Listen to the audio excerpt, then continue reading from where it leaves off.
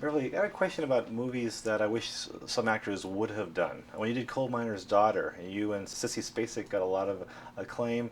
When they did the movie about Patsy Cline, another actress did it. Was that something that you would have wanted to have done? Oh, yeah, sure. Yeah. But I mean that's showbiz. Wait, I've got Vegas throat at the moment, so I've got a lozenge. I have to apologize up front for it. But can I keep this lozenge in No, during no, the interview? Okay, that's fine. thanks. I think when you come to Las Vegas, something happens to your throat. Have you noticed that? Yeah. It's a little dry. You know, I interviewed Tim Burton, the director of Batman, Oh, recently. for Mars or Mars Attacks. Mars Attacks, yeah. And it was funny. He started out as an animator drawing for the Fox and the Hound, the little figurines. Now, when you work with Hanna-Barbera, what kind of fascinating projects did you work on? I worked on the Wacky Races and the Flintstones and just all of the, all of the stuff that Hanna-Barbera did. Yeah. Was that a fulfilling time for you?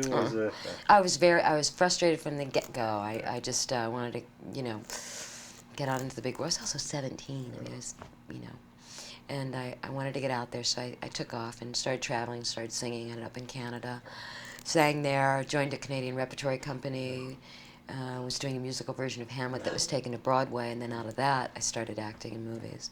Now, before Hamlet, you performed, I think, singing in a rather unique club where the women, I believe, Topless. were partially unclad. I wore a long evening gown, and I was in between two topless dancers on 5-gallon plexiglass, or 5-gallon oil drums with plexiglass on the top, and they would dance on either side of me, and I sang, soft jazz and sambas. And Was that a surreal time for you? I mean, what were you thinking when all that was going on?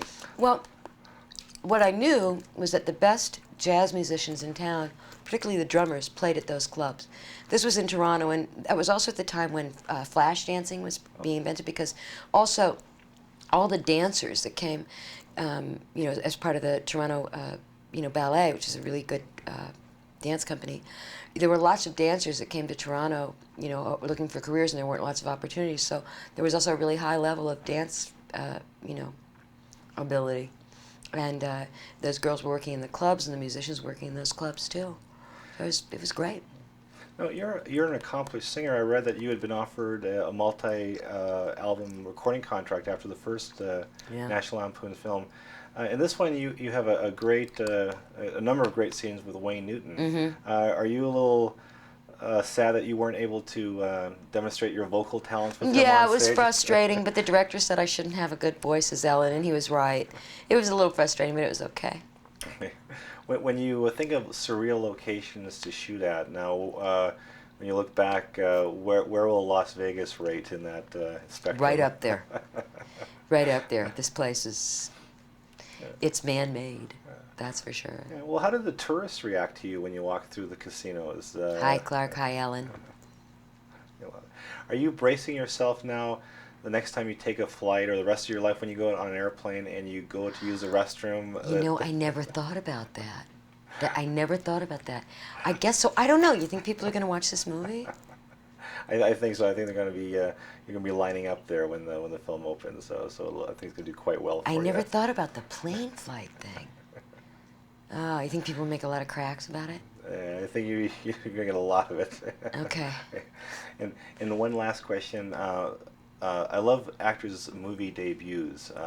Annie Hall, that was also Sigourney Weaver's first film. Was she in that? She was at the very end. I was barely, and I was on a little TV screen in the corner of the frame when Tony Roberts goes to California and gets a television series, and then he takes Woody Allen to the studio where they're putting on a laugh track, and I was like in the corner on the screen. Now, how big a deal for you when you did that?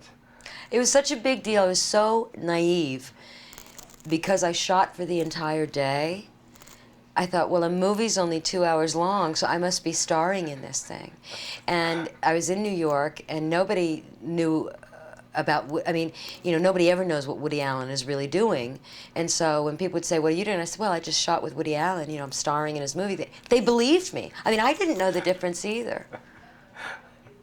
That's a great story. All right. Well, thank you very much. Thanks. Yeah, that's funny.